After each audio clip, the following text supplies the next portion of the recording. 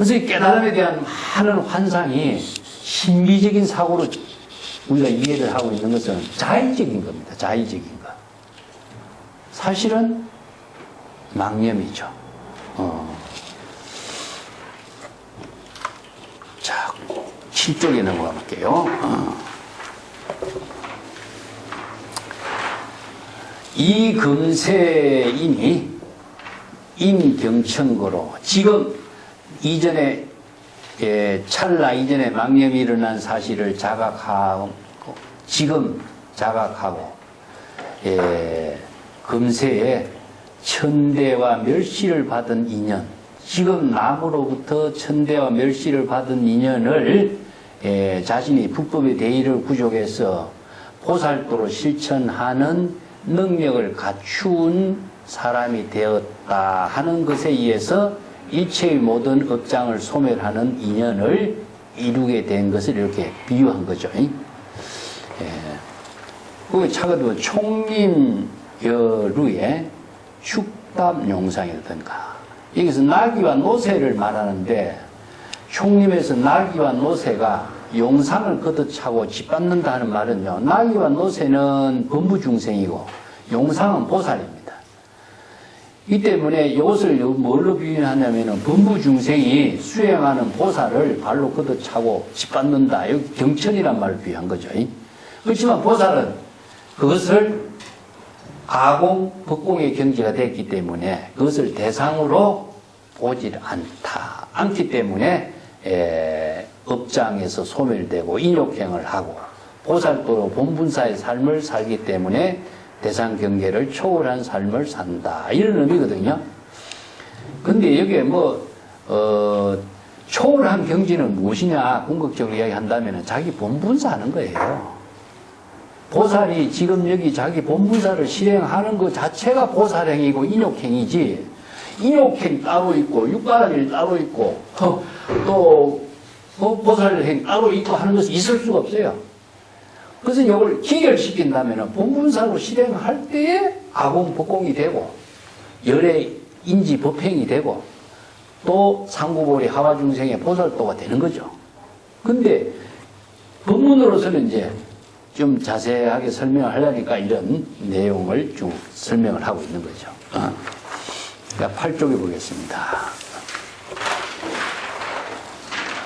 그 용상이란 말은 우리가 전에도 이야기했죠. 우리 사찰에 가보면 왜 용상방 쓰죠, 그죠? 이게 훌륭한 보살도의 상고보리 하와중생의 수행을 하는 사람들 모임이란 그런 의미죠. 이 때문에 여기서는 노새나 당락이나 이 범부중생에 비유해가지고 있는데, 여기 이제 삼수도하라고 하는 그 경전의 법문에 의해요.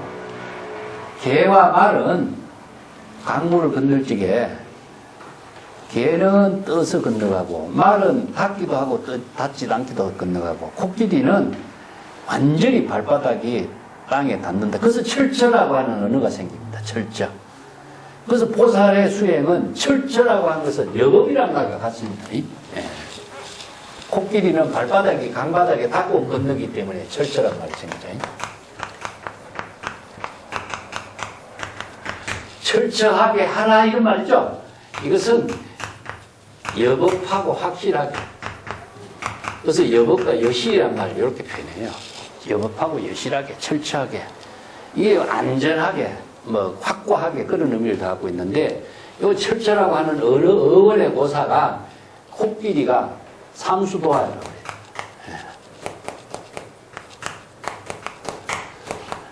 세 마리 동물이 강을 건너가는 고사에서 나옵니다. 개, 말, 코끼리인데, 개는 범부고 말은 이성의 수행자고 코끼리는 보살 수행자를 비유해서 이제 쓴 말이죠. 선세 제업이 저기 소멸이니, 지금 정법의 안목을 구족해서 보살도의 지혜로 자기 본분사를 실천하는 능력을 갖춘 사람이기 때문에 남이 아무리 욕을 한다고 할지라도 그에 대해서 대상 경계를 두지 않고 자의식도 두지 않기 때문에 선세의 모든 업장이 바로 소멸하게 되는 것이니, 이건 자기 본분사의 삶을 보살도로 실천하는 일에 의해서 대상 경계의 모든 의식을 비웠기 때문에 업장이 소멸되는 것을 말하죠. 그래서 과거에 일어난 모든 업장을 자기 보살도의 지혜로, 반야의 지혜로 소멸을 시키는 능력이다. 자, 신마처고. 그러면 그 제업이 다 어디로 갔느냐? 그 제업이 어디로 갔느냐 문제가 나오죠. 그죠? 과거에 지은 제업은 소멸됐다 하는데, 소멸됐다는 제업이 어디 갔느냐? 여기 보면은 전에도 우리가 뭡니까? 삼천대천 세계가 성주 계급을 통해서 불에 다 타고 나왔는데 그 죄는 다 어디로 갔나 이런 말이 나와요. 우리가 봤지, 그지? 그 죄업이 그 삼천대천 세계가 불에 다 타서 죄가 남을 텐데 그 죄가 다 어디로 갔느냐 이런 말이 이제 선어록에 나오는데, 성문정각은 숫과 같고 보살은 죄가 조금 남아있는 것 같고 부처는 무엇이냐? 불과 같다고 표현합니다. 숫은 숫덩어리가 남아있죠. 그죠? 죄는 아직까지 자치가 남아있죠. 죄가 남아있죠. 부처는 무엇이냐? 불과 같아. 불은 죄가 없는 거죠. 그렇게 비유해요. 자치나 흔적이 없는 거죠. 그래서 자치가 흔적이 있다 하면은 아까 얘기한 요의가 안 됩니다. 상고보리 하와 중생이 공덕으로서 완전한 해양이 이루어지지 않는 거죠. 그렇기 때문에 선세 업장이 부처의 지혜로 이루어진다면은 제업이 자치나 흔적이 남아 있을 수가 없는 거죠. 불에 활랄 타서 완전히 없어져야 되는 거죠. 그죠? 예. 자, 요걸 이제 신마처고, 그 제업은 어디로 갔는가 한번 잘 참고해 보라. 이런 말입니다. 이거 무처가 가는 곳이 없고 주처도 없다. 그것은 무주무상. 대상이 있으면은 뭡니까? 바로 아직까지 의식의 대상이 중생심으로 남아있다는 이야기고, 대상이 없어야만이 어디에 갔는지 실체도 없는 경지를 지혜로 실행하는 것이 된다. 이런 법입니다. 요게 제업에 대해서 요게 내가 관련되는 그 자료를 몇 가지를 소개를 했는데요. 선어록에도 가끔 나오고 해서, 근데 요거는 천천히 읽어보면 될 것입니다만은 9페이지 넘어가 볼게요. 불설관 보현보살 법경에라고 보면은 일체 업장의 바다는 모두 중생심의 망상에서 생기니 만약에 참회하고자 한다면 단정히 진여 본심으로 제법의 실상을 자각하라. 무거운 제업은 서리와 이설이 밝은 태양의 광명에 소멸되는 것과 같으니 그러므로 반드시 지극한 마음으로 중생심의 망심과 감정의 뿌리를 참회해야 돼요. 여기 참회법이 나와요. 그 천태지의 그 마하지간이라든가 뭐 실상참회법이라든가 그 원각경 도장 수정이라고 하는 그 천태지의 경전 원각경의 그 법문을 통해서 참회법을 써놨어요. 우리가 지금 사찰에서 많은 참회법 이야기하는 거죠. 이게 전부 다 환경, 원각경 이런 참회법을 중심으로 해서 이제 쭉 정리한 것인데, 그 밑에 그 천수경의 구절 내가 9페이지 번호요문 위에다가 내 적어놨죠. 재무자성 종신기 심량멸시 재영망 재망신멸 양구공 시정민 참회나, 이게 바로 정리된 겁니다. 경전에서 설한 참회법, 이 유마경의 법문인데요. 유마경에서 어떤 법문이냐면 두 비구가 제업을 지어요. 예. 하나는 살생계, 하나는 음행계를 지어요. 그렇기 때문에 그 제업을 지은 자에게 우발이가 법문을 설합니다. 참회하도록 시키죠. 예. 그래서 우발이가 참회를 시키는데 유마거사가 그 법문을 듣고 나서 더 제업을 짓도록 왜 저렇게 시키느냐. 참회를 하도록 하는 것은 제업을 소멸시키는 법인데, 이게 부처님 앞에 가서 참회를 한다, 그 제업을 자꾸 상기시키면서 또 참회를 한다 하니까 제업을 상기시키면 시킬수록 뭡니까? 제업이, 업장이 소멸되는 것이 아니라 업장이 많아지게 되겠죠. 그래서 어리석은 참회를 지적해요. 그래서 이 개종의 법문을 설하고 있어요. 유마경에 나옵니다, 이 법문이. 예. 제의 실체가 어딨냐? 공의 경지에서는 제의 실체도 존재하지 않는데 왜 제의 실체를 만들어가고 제에 또 속박되게 하느냐? 이게 어리석은 자의 참회다. 그래서 진정한 참회는 아공, 법공의 경지가 되어야 바로 죄라는 의식까지도 소멸시켜야만이 진정한 참회가 된다. 이게 이제 진참회법을 설해주고 있거든요. 이게 바로 반야의 지혜로 이루어진 참회법입니다. 예. 문제 2참, 4참이란 말 우리가 자기문에 보면은 초발심에 보면 2참, 4참이 나오지, 그죠? 내가 2참, 4참에도 써놨습니다. 10페이지에. 2참은 무엇이냐면요, 반야의 지혜를 이루는 겁니다. 아공, 법공. 자아의식을 비우고 대상 경계를 비우는 경지, 불법의 대의를 깨달아 체득하는 것이 2참이에요. 4참은 무엇이냐? 바로 보살도를 실행하는 거예요. 우리가 뭐 법당에서 옛날에 우리가 참회를 하면 법당에서 하루에 108참회를 막 많이 하고 그 13,000배로 하고 이게 참회라고 했는데 사실은 본분사의 지혜로 보살도를 실행하는 것이 4참이에요. 4참. 2참은 무엇이냐? 불법의 대의를 깨달아서 아공, 법공의 경지를 이루는 것이 2참이에요. 그래서 이 2참과 4참을 우리가 구체적으로 설명해 주는 책이 별로 없으니까 2참은 뭐고 4참 뭐고 이렇게 많이 해내는 거죠. 그 10페이지 아석소조 제약업 하는 요기 또 하안경 보현 행업품에 있는 구절입니다. 이게 천수경에 이걸 인용을 하고 있죠. 그죠? 여기 경전에 있는 본문이에요. 사실은 전부 다. 개요무시 탐진치 종신구이 지소생 일체학은 개참해. 이게 뭐냐? 바로 반야의 지혜로서 보살도의 삶을 실천한 거예요. 이게. 자, 이게 이제 과거에 지은 업장을 반야의 지혜를 부족함으로써 아공, 법공의 경지가 되어야 진정한 업장이 소멸되고 참회가 되는 것이지, 죄의식을 불러일으켜서 참여하는 의식을 절을 하고 한다는 것 자체는 의식 속에서 죄라는 대상 경계가 만들어지고 있는 한 죄의 입장이 소멸되질 않아요. 우리가 과거에 지은 업을 다시 한번 잘못된 것을 상기함으로 해서 과거에 지은 잘못을 지금 여기서 한 번 더 실행하는 것이 됩니다. 이게 몸으로 실행하는 것이 아니라 의식으로 실행하는 것이 되죠. 그렇기 때문에 불교의 참회법은 세간에서 참회법하고는 이제 반야의 지혜를 이루는 참회법이 틀리죠.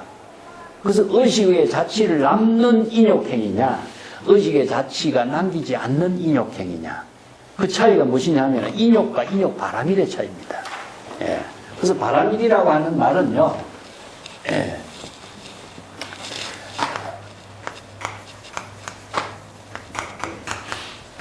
이거는 완전하다는 뜻이거든요. 완전한 지혜는 자치가 없는 겁니다. 자치나 흔적이 없어요.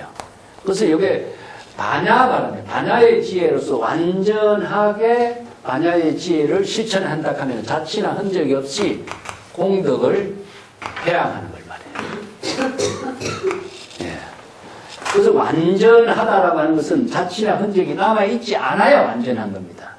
우리가 뭐 완전한 반야의 지혜를 성취했다 하는데, 성취라고 하는 말은 목적을 이룬 것이 아니라 자치나 흔적이 남아있지 않아야 되는 것을 말해요. 그래서 삼업 청정행위라고 그래요.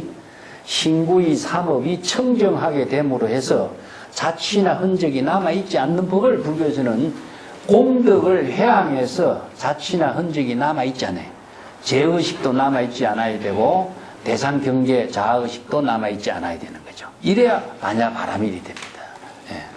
그 부문을 이제 여기에서 금강경에서 설하고 있습니다. 자, 평창을 한번 볼게요.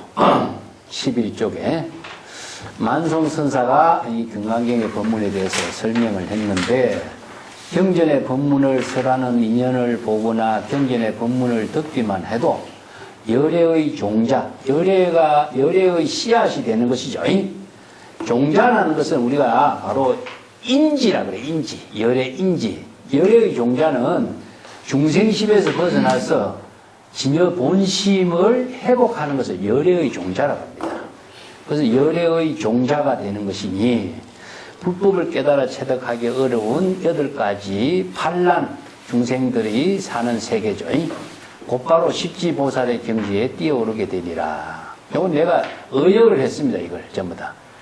예, 불법의 이해와 수행을, 이걸 해행이라고 합니다. 해상응이라고 그러는데, 자신의 몸으로 체득하는 것이니, 초발심, 일생의 지혜로 광급의 지은 과보의 업장을 원만하게 다 밝히게 되리라. 여기서 일생이라는 것은 일념입니다. 일념. 이건 초발심을 말해요. 이 때문에 일념의 깨달음에 의해서 원만한 그 지혜로서 모든 업의 과보를 전부 다 밝힌다, 소멸시켜버린다. 이런 이제 내용들이죠. 판란이라고 하는 것은 이제 중생심으로 불법의 인연을 만나기 어려운 것을 판란이라고, 불법 난봉이 그래서 생겨요. 불법을 만나기 어렵다 하는 말인데 인연이 맺어져야 되거든요. 이게 부처님의 법문이라든가 훌륭한 선지식이라든가 이런 사람들과 인연이 맺어져야 되는데, 인연을 맺어서 불법의 지혜를 깨달을 수 있는 그 세계를 8가지 어려운 세계를 나누었어요. 이게 이제 뭐 사막도, 지옥악의 축생이라든가 장수천이라든가 환락가라든가 변방지역이라고 하는 것은요, 인연이 맺어지기 어려운 지역을 변방지역이라고 그래요. 그러고 눈 멀고 귀 먹고 말을 못하는 사람, 여기 이제 그 삼종병환이라고 하는데, 이런 사람들도 만나기 어렵고, 세간에 너무나 잔재주가 뛰어난 총명한 사람도 불법을 만나기 어렵다.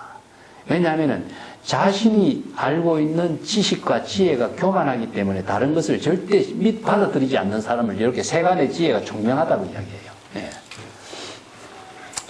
그래서 법화경에서 이제 맹구우목이라든가 뭐 난신지법이라든가 이런 말로도 이야기하는데, 그 천수경에 무상심신민요법, 백천만금 난조우, 악음문견 덕수지, 원해열의 진실이, 요 백천만금 난조우 하는 말이요, 불법 만나기 어렵다는 뜻인데, 불법을 만나서 깨달아 체득하기가 어렵다는 뜻입니다. 난이라고 하는 글자가요, 자기 스스로 불법의 지혜를 깨달아 체득하기 어렵다, 이런 말을 말합니다. 왜 이러냐 하면요, 난의 글자의 핵심은요, 자의식 때문이에요. 네. 이 중생이 자의식 때문에 자의 모든 자기의 지식과 자기 생각으로 판단해버리기 때문에 불법을 절대로 받아들이지 못해요. 그래서 이 자의식이 어려울 난자를 붙여요. 이게 이제 난신, 난해, 그래서 난신지법이라든가 불법 난봉이라든가 뭐 이런 여러 가지 표현을 쓰고 있습니다. 자아의식을 갖고 있는 한 절대 불법을 만나기 어렵게 되어 있어요. 그래서 자아의식을 비워야만이 쉬운데, 그래서 이제 중국의 선에서는 시도문안이라고 그래요. 신신명에서는 지극한 경지에 도를 이루는 것은 하나도 어렵지 않다. 왜 어렵지 않은 것은 뭡니까? 마음을 바꾸니까 그렇죠. 그래서 이제 유심이 열쇠가 되는 거죠. 어려운 것은 마음을, 중생심의 마음을 불심으로 바꾸지 못해서 어렵고, 쉬운 것은 중생심의 마음을 불심의 마음으로 바꾸기가 쉬운 겁니다. 그래서 유심이 열쇠를 쥐고 있는 거예요.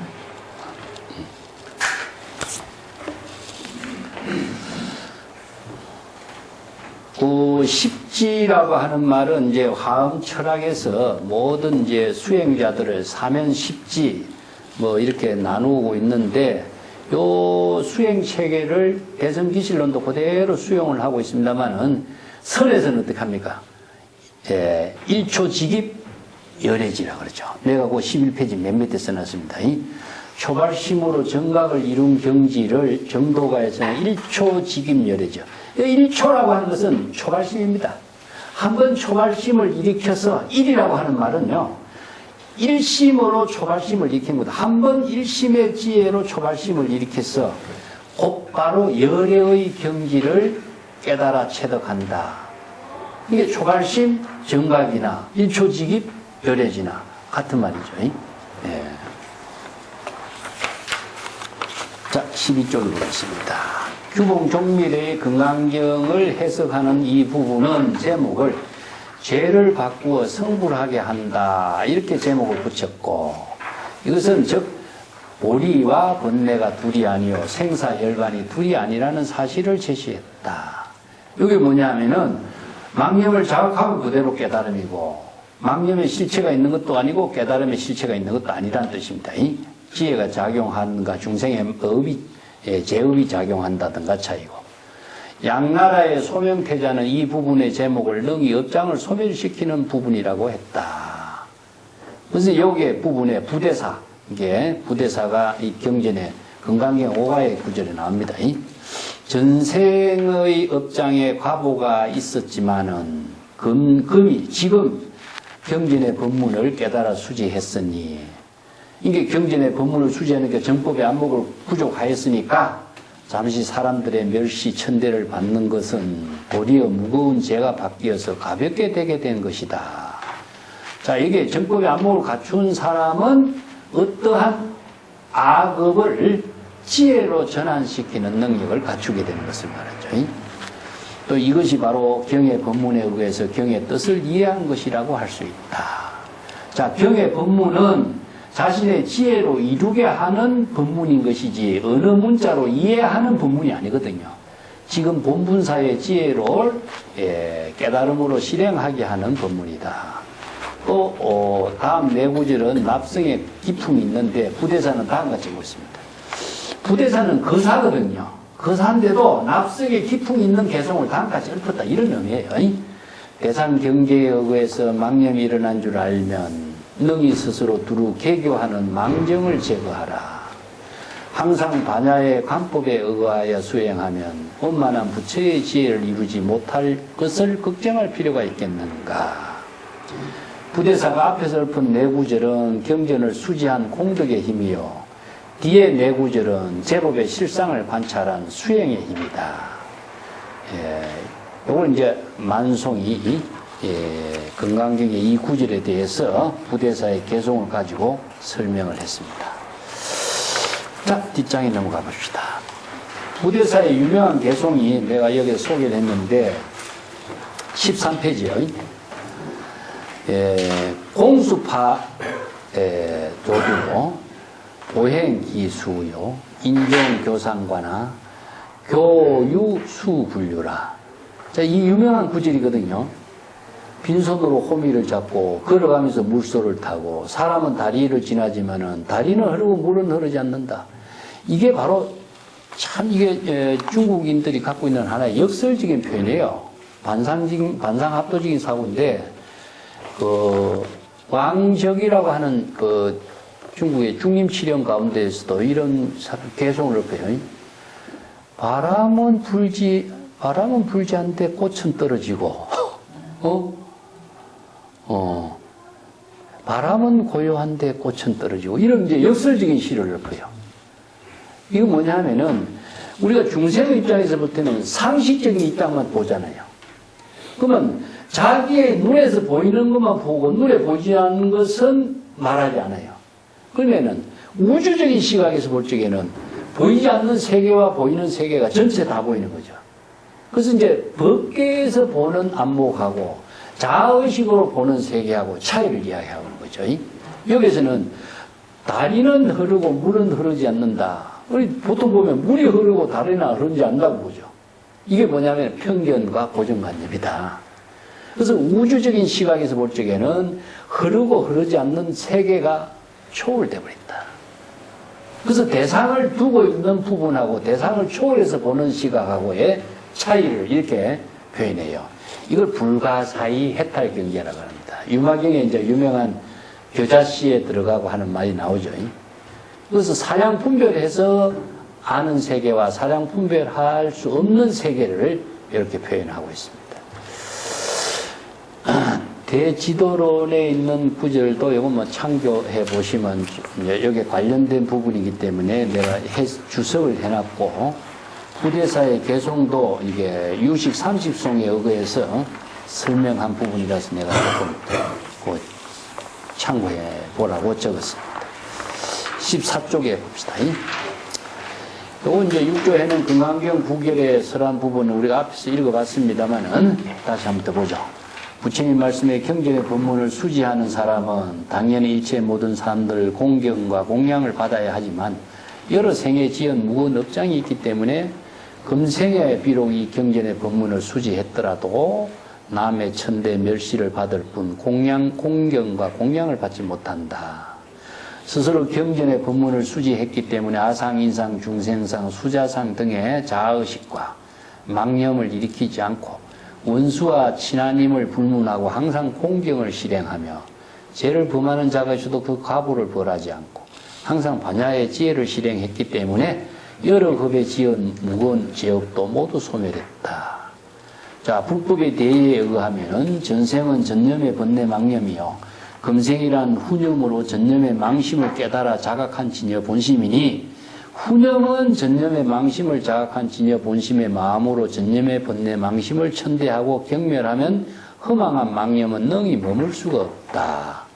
그래서 전생의 제업이 곧 소멸한다고 하고 망념이 소멸하면 제업이 성립될 수 없으니 이것이 곧 깨달음을 체득한 것이다. 진여 이법과 현실의 매사에 대한 두 가지 이해는 모두 강법 수행에 근거를 두고 있다.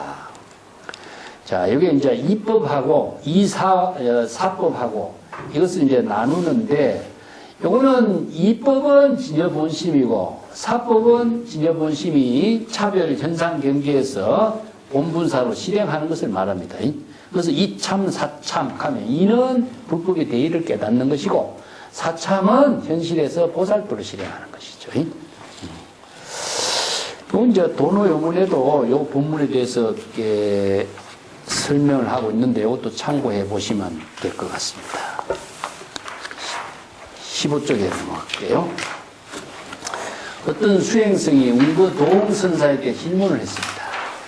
건강경에 이 사람은 전생의 죄업으로 악도에 떨어질 것인데 금생의 사람들로부터 천대와 멸시를 받은 까닭에 전생에 지은 업장이 소멸하게 되었다고 말한 뜻은 무엇입니까? 하니까 운거선사가 번뇌 망념의 마음이 움직이면은 사막도에 떨어지고 마음이 고요하면 마음의 천대를 받는다. 이제 선적으로 해석한 거죠. 예. 성조주 선사는 자아의 주관적인 마음 밖에 의식의 대상 경계가 있으면은 사막도에 떨어지고 자신의 존재만을 지키는 일에 안주하면은 남의 천대를 받는다. 자, 여기서 이제 안주하는 것도 대상 경계에 떨어진 것이죠. 그렇기 때문에 천대를 받는 것이다. 선적으로 해석했어요. 이 두 노장이 세속의 기운이 완전히 제거되지 않았다. 만송 이 두 노장을 다 비판해버려요. 이게 뭐냐, 천착한 거다. 이게 뭐냐, 선적인 법문으로서 했지만은 이것은 대상 경계를 너무나 자의적으로 해석하는 부분에서 이런 말을 하고 있다. 비판해버려요. 천동경지선사의 안목에서 어떤 입장을 제시하고 있는가 개송을 한번 살펴보자. 그래서 천동경지의 개송을 통해서 이 법문을 다시 한번 안목을 갖추도록 해보자. 개송을 보겠습니다. 16쪽입니다. 철철공과의 교교인과로다. 그래서 이제 철철이나 교교라고 하는 것은요, 하나로 묶어버린 것을 말합니다. 철하다 하는 서류를 철하다 할 때는 묶어버린 거죠. 그죠? 교는 악교입니다. 풀로 뭉치버린 거죠. 그러니까 여기서 공과 과, 공은 공덕이고 과는 허물입니다. 중생심으로 이루어지는 허물하고 보살도의 공덕하고를 차별로 두지 않고 하나로 뭉쳐버렸다. 이게 불이법문입니다. 불이법문으로 만들었다. 그 다음에 교교인과, 인은 원인이고 과는 과보인데 인과를 하나로 뭉쳐버렸다. 인과가 다 초월되어버렸죠. 그죠? 중생심의 공덕과 과오와 보살의 공덕까지도 또 인과까지도 불의의 지혜로서 반야의 지혜로서 불의의 경지를 이루었다. 이런 말을 이 개송을 이렇게 풀었어요. 유제 동각인이면 병법 불수순이라. 이 말은 이제 원각경에 있는 부문을 그대로 이제 여기에 착으로 갖다 붙였습니다. 원각경 변음보살장에 있는 말인데, 단번에 번뇌 망념을 깨달아 체득한 사람은 모든 법에서 제어하니 대상 경계의 법에서 수순하지 않는다. 대상 경계를 따르지 않는다. 자, 초발심 정각을 이룬 사람은 일체의 자아의식도 비우고 대상경계도 초월했기 때문에 아공, 법공의 경지를 이루고 또 두 차별 분별상을 모두 체득해서 불의의 지혜를 이루게 되리라. 이 본문을 공각경의 본문에 맞추어서 이제 착을 했습니다. 자, 뒷장에 넘어갑시다. 17쪽에. 경의 광분 연약하여. 여기 이제 거울에 비친 자신의 모습, 얼굴 모습을 보고 광분하고 있는 연약달따로다. 여기 이제 유명한 그 순응경의 신라벌레에 있는 미남, 연약달따가 자기 얼굴을 항상 쳐다보는 거죠. 자기 얼굴에 빠져버렸어요. 이게 무엇이냐 하면은 자아도취인 거죠. 자아도취. 이게 뭐냐면 중생은 전부 다 자아도취의 삶을 살고 있다 해서 순응경에서 연약달따 고사를 제시한 거죠. 근데 어느 날 아침에 보니까 자기의 얼굴이 비친 모습만 보이지 자기의 진짜 얼굴이 어디 있는가를 찾아서 광분하게 되는 거죠. 그래서 거리를 헤매면서 나의 진짜 얼굴이 어디 있는가 찾아 헤매는 겁니다. 이게 자신의 미남 얼굴의 진짜 모습을 보려고 찾아 돌아다니는 것은 무엇이냐? 마음 밖에서 도를 구하는 것 같죠. 그래서 유명한 그 비구니 오도성과 같아요. 봄을 찾아서 농두산 꼴짝이까지 갔지만 봄을 찾지 못했다. 집으로 되돌아오니까 자기 집에 매화꽃에 꽃이 봄이 다 있던 것을 보게. 이런 그 구절이 있거든요. 이게 뭐냐면은 밖에서는 구할 수 없는 세계가 집으로 되돌아갔을 때 구해지는 것을 요걸 이제 불교에서 이야기하는 것은 희명의 사상이죠. 그와 똑같은 이야기인데 본래 그대의 얼굴은 본래 있는 것인데 왜 본래 있는 그대의 얼굴을 다른 데서 찾느냐? 이렇게 해서 지적을 해서 진여 본심을 깨달아 체득하는 본문으로 연약달따 이야기를 합니다. 요 이야기는 이제 순응경에서 순응경이 원래요. 자, 여기에 유식사상, 불성사상, 반야사상, 이게 또 화엄의 사상 다 들어가 있어요. 그 다음에 이제 법화경에서 설하고 있는, 법화경 고문품에서 설하고 있는 관세음보살의 이거는 통의 법문을 종합하고 있어요. 이게 순응경이 왜 이렇게 다양한 법문을 종합했느냐 하면요. 대성불교 경전에서 설하고 있는 법문의 핵심을 한 권의 중국인들이 설의 소위 경전으로 만들 책을 필요했던 거죠. 그래서 이제 순응경의 악권이라고 할 수 있는 것은 사실은 관세음보살 모문품에 설하고 있는 이거는 통입니다. 그래서 관세음보살의 우리 대성기실론 같은 데서는 남아미 타불 연불수행을 권하는데 우리나라 연불수행은 뭐죠? 관세음보살 연불수행이잖아요. 남아미 타불 연불수행 한 사람 없어요. 그죠? 전부 다 관세음보살 연불수행으로 바꿔놨죠. 이게 근거가 어디냐? 순응경 때문입니다. 그리고 또 하나 천수경. 그래서 이제 천수경은 고려시대에 몽고국이 티베트 불교를 신봉하면서 티베트 불교의 천수경을 수용해서 몽고 사람들이 그걸 썼고 그것이 이제 고려의 전례가 돼요. 그래서 고려시대의 천수경이 전례됩니다. 그래서 우리나라 불교가 옛날에는 화엄 법회를 많이 했고 근데 이제 관음 신앙의 불교가 바뀌어버리죠. 그래서 관세음보살 연불이 중심이 되어버리는데 그 뒷받침해주는 경이 무엇이냐? 또 순응경이에요. 그래서 남아미 타불 연불이 아니라 관세음보살 연불이 중심이 되어버린 거죠. 자, 요 이야기는 이제 자아도취에 빠진 그 이야기가 그리스 신화에도 나와요. 그리스 신화의 이야기하고 어제 순응경 이야기하고 너무나 닮아서 내가 여기다가 같이 참고하라고 같이 적어 놨는데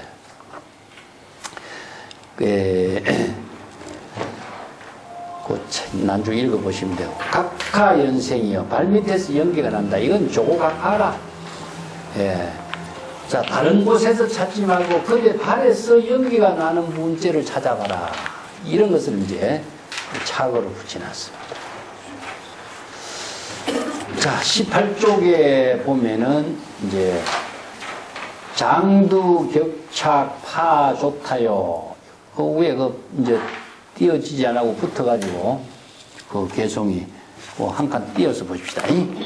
지팡이로 조왕신을 타파한 파조타로다. 이게 이제 파조타 선사의 고사가 있어요. 북종선의 숭산해안 선사의 제자가 그 조왕신, 우리가 부엌에 하면 조왕신을 모시고 있죠. 그죠? 조왕신을 모시고 있는데 조왕신을 진흙으로 만들어서 모셨는데 조왕신을 이제 파조타 선사가 이게 주장자로 해서 타파시킨 그 이야기가 여기 나옵니다. 내가 그 전체적인 것은 전등록에 전하는 이야기를 요거 한번 읽어보고 해야 이 내용을 이해합니다. 숭악 중턱에 영음 있는 제당이 있는데 그 안에 조왕신을 모시고 있다. 그래서 사방의 사람들이 제사를 지내고 산목숨을 많이 거기에다가 제사를 지내면서 올린 거죠. 우리가 이제 그 제사를 옛날에 중국 사람들이 지낼 적에 이걸 산목숨을 그대로 죽이기 때문에 이걸 제를 지내면서 올리는 것을 종이라고 썼습니다. 종. 그래서 종묘라고 해요. 이 종묘는 그 사당인데 이 종묘라고 하는 것이 모든 이제 중국에서 조상을 모시고 제사를 지내는 건물이 된다는 뜻이죠. 그래서 종이라는 글자는 이 건물입니다. 건물. 건물에다가 제단을 설치한 거죠. 그래서 여기 산목숨을 올려놓으니까 피가 이렇게 흘러버립니다. 이게 종자입니다. 이 때문에 희생양을 올려서 피를 흘리고 제사를 지내는 것이 이 종자예요. 근데 중국에서는 이 종자가 종묘에서 이 종자만 썼습니다. 근데 불교가 전래되면서 이 종자를 시단타를 해요. 이거 뭐냐면 종지라고 하는 말로 바뀌어버립니다. 그래서 불교에서는 선의 종지, 불교의 핵심, 그러니까 불교의 근본 대의라는 뜻이 바뀝니다. 그래서 이 종이라는 글자는 불교에 의해서 새롭게 의미가 부여돼요. 그래서 이제 종교라고 하는 말이 생겨버려요. 이 종교라고 하는 말이 설에서 처음 씁니다. 예, 마조의 종교, 백장의 종교, 종교란 말이 여기서 처음 나옵니다. 그래서 이제 능가경에서 번역하면서 종을 시단타라고 하고 종과 설 이 두 가지 언어로서 정리했어요. 종통과 설통이라고 합니다. 불법의 대의를 깨닫고 불법의 대의를 설법하는 것을 종통, 설통이라고 그래요.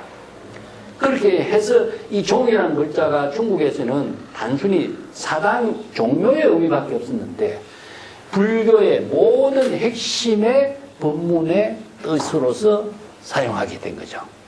그래서 종교라든가 종풍이라든가 종지라든가 이런 언어는 중국의 의미를 두지 않고 중국어의 의미를 두지 않고 불교의 의미를 두고 있습니다. 예, 그래서 이제 사당에 제사를 올리고 이렇게 산목숨을 죽여가지고 제사를 올리고 했다.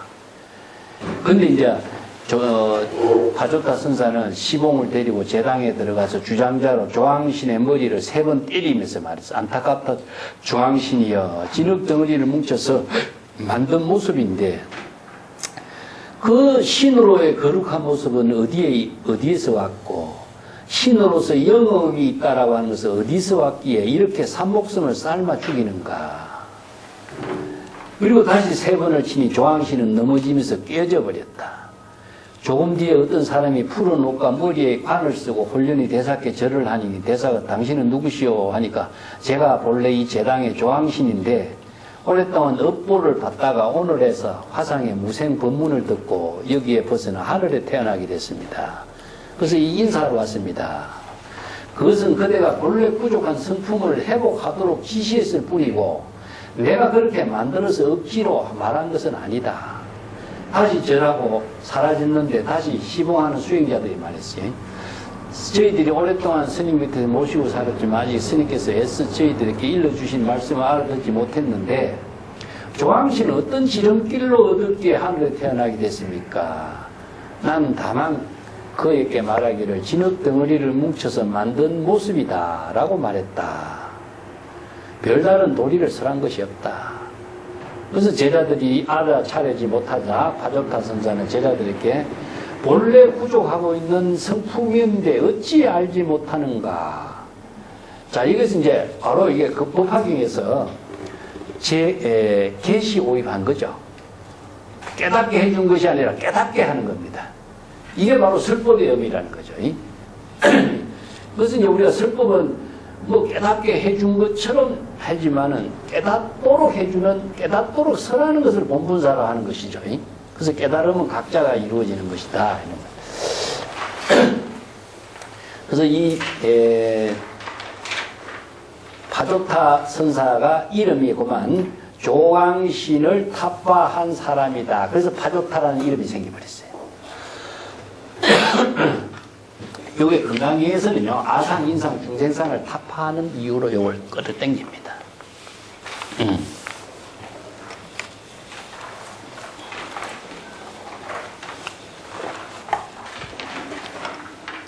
건강계의 본문이 전부 다 아상, 인상, 중생상을 타파하는 거잖아요. 그래서 이제 여기에 건강경의 아상, 인상을 다 타파함으로써, 조항신을 타파함으로써, 허상을 타파함으로써 자신의 본래 면목을 깨닫게 될 때에 일체의 죄업도 소멸되는 법문이다. 이런 것을 개송으로 적은 거예요.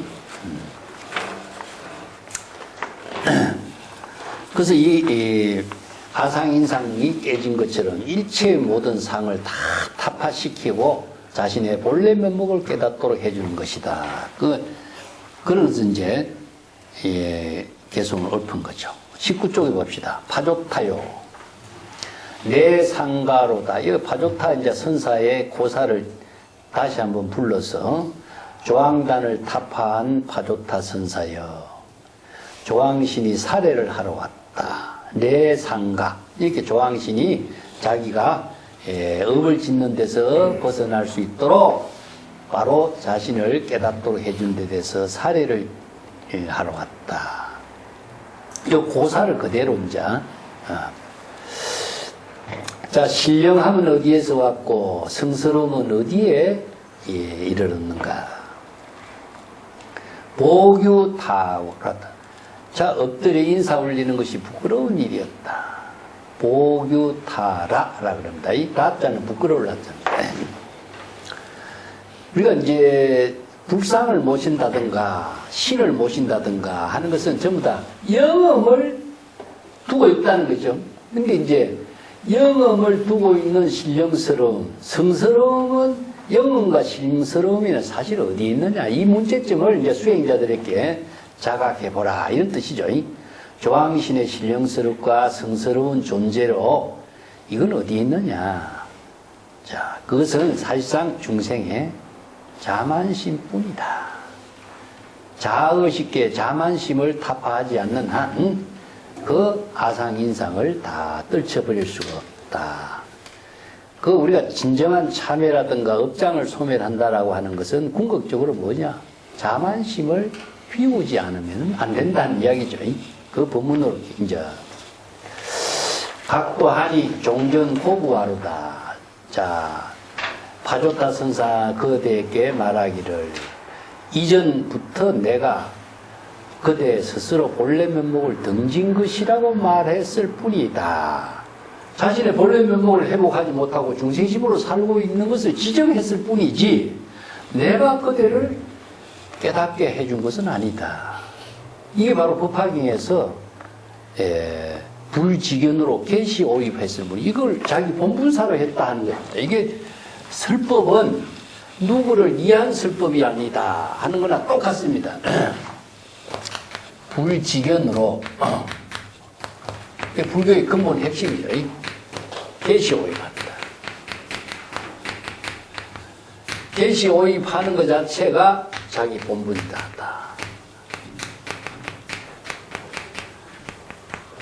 부처는 누구를 위해서 설법하는 것은 아니다 이거죠.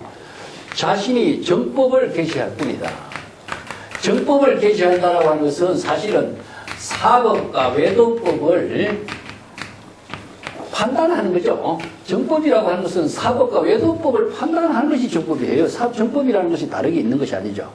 이게 뭐냐면은 악법으로 이루어지는 악법으로 짓고 있는 중생의 모든 문제점을 선법으로서 실행하게끔 바른 정법을 제시하고 있는 것일 뿐인데 이것은 자신이 깨달음을 해준 건 아니잖아. 이것을 자기 시적 인연의 본분사로서 자신의 할 일을 할 뿐이지. 그렇기 때문에 각자가 악법을 선법으로 전향함으로 해서 자신의 본래 면목을 회복하도록 했을 뿐이다 하는 거거든요. 예. 그 금강경의 법문도 참회라든가 깨달음이라든가 업장소멸이라든가 이것은 남이 해주는 거 아니다. 각자가 자신의 잘못을 자각하고 정법의 안목으로 바른 지혜를 실행하는 것으로 이루어질 뿐이다 하는 겁니다. 그대 스스로 본래 면목을 등진 것이었을 뿐이다. 고부라고 하는 것은요, 입에하다, 배반하다, 등지다 그런 뜻입니다. 이거 뭐냐면 이제 중생이 전도몽상 착각해서 무지무명으로 자신의 본래 면목을 등지고 대상 경계를 추구하면서 악법을 지었다. 이런 말이 이제 순응경에도 쭉 설하고 있거든요. 자, 뒤에 평창을 보겠습니다. 갱지선사 개송행은 공덕과 경전의 법문을 깨달아 지혜를 부족하는 것, 수지하는 것, 허물이란 전생의 업장이니 이미 허망한 업인, 악업의 원인이 세워지면 반드시 허망한 가보를 초래하기 마련이다. 이것은 자의식의 중생심으로 초래하는 것. 능경에 그대는 어찌 들어보지 못했는가. 신라벌성에 연약달다 갑자기 어느 날 새벽 자신의 얼굴을 거울에 비춰보다가 거울 속의 얼굴에 눈썹과 눈은 분명한데 자신의 본래 면목은 보이지 않았다. 그래서 자신이 독재비 귀신 때문이라고 생각하고 미치광이 모습으로 자신의 얼굴을 찾으러 밖으로 치달렸다. 수행자 여러분, 이 이야기를 어떻게 생각하는가? 이 연약달다라는 사람이 무슨 까닭으로 미치광이처럼 밖으로 달려나갔는가? 부르나가 말하기를 이 사람은 마음이 미쳤을 뿐 별다른 일은 없죠. 이것은 진실로 미혹하고 허망한 일에 집착한 것이다. 순응경의 연약달다 이야기가 이제 10권에도 나오고 2번 나옵니다. 이건 이제 중생이 자신의 본래 면목을 등지고 대상 경계를 추구하는 것을 미치광이가 허망한 대상 경계를 추구하는 것은 그걸 비유해서 이제 이 고사를 제시하고 있습니다. 반야의 관조, 반야의 지혜로 실상을 관조하는 것을 진실이라고 하는 것인데 공덕이다, 허물이다, 업인이다, 과보다 이렇게 말하는 것은 중생심으로 허망하게 사량 분별하는 것일 뿐이다. 진실한 반야의 지혜가 실행하게 되면 허망한 업장은 소멸하게 되고 최상의 안욕타라 삼약삼보리의 깨달음을 본래 부족해 있다는 사실을 체득하게 되는 것이 이것이 바로 정법의 가르침이다. 자, 그 깨달음을 외부에서 받아들이는 것도 아니고 어떤 목적을 성취해서 얻어지는 것도 아니고 본래 부족되어 있는 경지를 최상의 안욕타라 삼약삼보리라고 한다. 그래서 본래라고 하는 말을 이제 제법 종본래 내가 항상 우리가 써놨죠. 그 21쪽에 법화경의 유명한 방편품 이야기가 나옵니다. 그 금강경에도 일체의 모든 상을 여인 경지가 곧 재불이다. 그 아상인상 중생상을 여인 경지가 바로 재불열애다 이런 뜻입니다. 재불이나 재불열애는 복수가 아니고 재불은 바로 이제 부처의 지혜를 부족한 경지를 재불이라고 합니다. 법화경의 제법종본래 상자정멸상 불자행도의 내세 덕자구 있죠, 그죠? 이게 이제 제법종본래라고 하는 것 자체는 진여자성에 부족되어 있다는 것을 말하고 불자는 무엇이냐? 원력을 세운 불자입니다. 행도는 무엇이냐? 초발심입니다. 초발심. 행도. 바로 여법학의 불도를 수행하는 것을 행도라고 합니다. 그러면 초발심 정각을 이루면 내세 덕자불, 바로 내세는 지금역에서 정각을 이루어서 부처의 지혜를 이루게 하는 걸 내세 덕자불. 이걸 화엄경에서는 초발심 정각, 이 말을 법화경에서 이렇게 개송을 엎어요. 그래서 진여 본성은 본래 자연, 본래 문연, 본래 열반, 정멸상이기 때문에 외부에서 얻어오는 것이고 구해오는 것이 아니기 때문이다. 그래서 이제 무수무정이라 그럽니다. 수행과 깨달음을 대상에서 하는 것이 아니기 때문에 깨달음을 대상으로 추구하는 것은 불교에서 외도가 되는 거다. 자, 납성의 본분상의 입장에서는 어떠하냐? 숭악의 파조타화상이 거주하는 숭악산 기설에 사당은 하나 있었는데 그 사당 안에 조왕신을 모셨고 사람들이 살아있는 각종 짐승을 잡아 제사를 지내는 일이 끊어지지 않았다. 파조타 선사가 시자를 데리고 사당에 들어가 지팡이로 조왕신 머리를 3번 두드리면서 이 조왕신은 진흙 덩어리를 뭉쳐 만든 형상인데 성스러움은 어디서 왔고 신령스러움은 어디서 일어났기에 이렇게 산 짐승을 많이 죽이는가. 다시 주장자로 3번 두드리 조왕단이 파괴되어 무너져 버렸다. 해안국사가 그를 조왕신을 타파시킨 사람이라는 뜻으로 자기 제자 이름을 파조타라고 불렀다. 그래서 그의 이름이 되었다. 잠시 후에 푸른 옷을 높은 관을 쓴 사람이 나타나 절을 하면서 나는 본래 이 묘당의 조왕신인데 오랫동안 업보를 받다가 오늘 화상께서란 반야지의 무생설법을 듣고 이곳을 벗어나 천상에 태어나게 됐습니다. 특별히 찾아와 감사의 뜻을 인사를 드립니다. 파조타 선사가 이것은 그대가 본래 부족하고 있는 본분사의 일이요. 내가 억지로 조작해서 그런 말을 한 것도 아니다. 그래서 조왕신이 인사를 하고 사라졌다. 이런 사실 이런 것은 중국인들의 하나의 우화 같은 이야기죠. 우상 숭배에 대한 사람들에 대한 교육으로 이런 글을 만들었다 볼 수 있습니다. 22쪽에 갑시다. 파조타 선사가 진흙 덩어리를 뭉쳐서 만든 조왕신의 모습은 성스러움이 어디서 왔는가? 자의식과 의식의 대상 경계가 없는 것이 반야의 지혜이니 진실된 반야의 지혜를 부족했지만 허망하게 죄업을 짓는 일을 업으로 삼았기 때문에 지금까지 자기 본심을 등지고 살았다. 오늘 조왕신이 찾아와 인사 올리는 것이니 지금까지 많은 생명을 죽여 제사를 지낸 일은 전혀 복이 되거나 이익이 없다고 꾸짖으면서 파조타 선사가 지팡이로 3번 두드리니 곧바로 천상에 태어나게 됐다.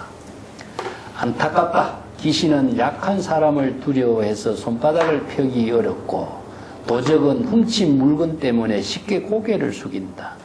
자, 이 말은 만성선사가 이 법문을 정리한 자신의 개송이라고 보면 되죠. 귀신은 항상 약한 사람을 의식하게 되고 도적은 훔친 물건을 의식하기 때문에 의식의 대상 경계를 벗어날 수가 없다는 이야기입니다. 이것은 귀신이나 도적은 전부 다 중생으로 살고 있는 모습이다. 그렇기 때문에 자의식을 비우고 대상 경계를 비워야 진정한 참회도 된다. 본래 면목을 회복한다. 이런 법문으로 설한 것입니다.